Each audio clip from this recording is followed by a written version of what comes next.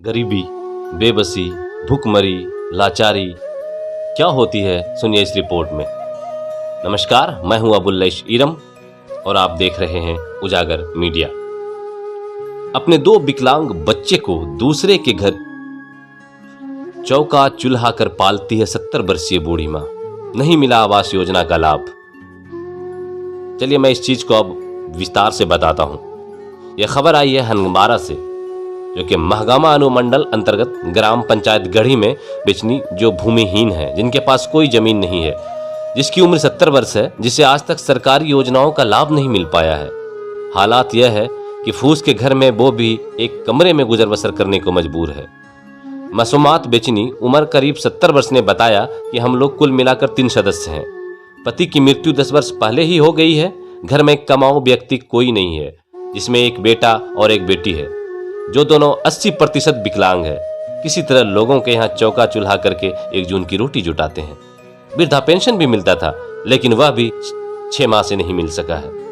अब तक किसी प्रतिनिधियों ने, किसी नेताओं ने, गांव के किसी जिम्मेदार ने इनकी सुध नहीं ली है, इनकी खबर नहीं ली है।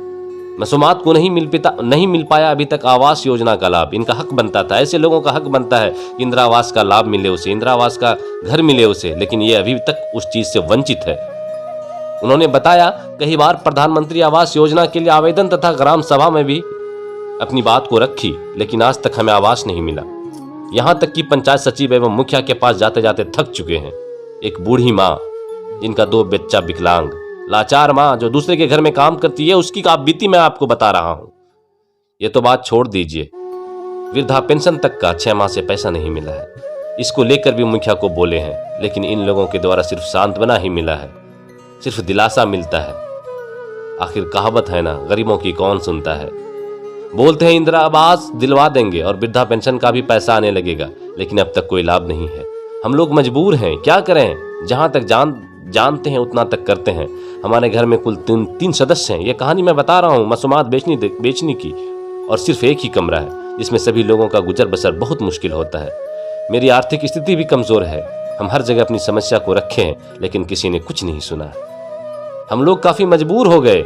मेरा बेटा लोगों के कमाने योग्य नहीं है कि वो घर परिवार का भार उठा सके। जब उनके पुत्र बौधा आलम से पूछा गया, जो 80% विकलांग है, उन्होंने बताया कि ग्राम सभा में मुखिया, पंचायत सचिव को प्रधानमंत्री आवास योजना, वृद्धा पेंशन के लिए कितना बार आवेदन दिए, लेकिन वह आवेदन को कहाँ रख देते हैं पता ही नहीं चलता है। हम तो विकलांग है, चल नहीं सकते। एक ट्राईसाइकिल भी 4 साल पहले मिला था, वह भी कबाड़ा बना हुआ है। विकलांग को सरकार साइकिल मुहैया करवाती, ट्राईसाइकिल, लेकिन वो भी 4 साल पहले मिला था, जो कि वो खराब हो चुका है। तो प्रतिनिधियों को चाहिए कि इनकी समस्या को सुने, और इन्हें सबसे पहले तो ट्राईसाइकिल की जरूरत है, घर की जरूरत है, वृद्धा पेंशन की जरूरत है इनकी माँ को, वो जल्द से जल्द अरेंज करवाएं। हमारी बूढ़ी माँ ही, ये मैं कहानी बता रहा हूँ, हमारी बूढ़ी माँ ही हमारे पूरी दिनचर्या में होने वाले सभी कर्मों को पूरा करती है।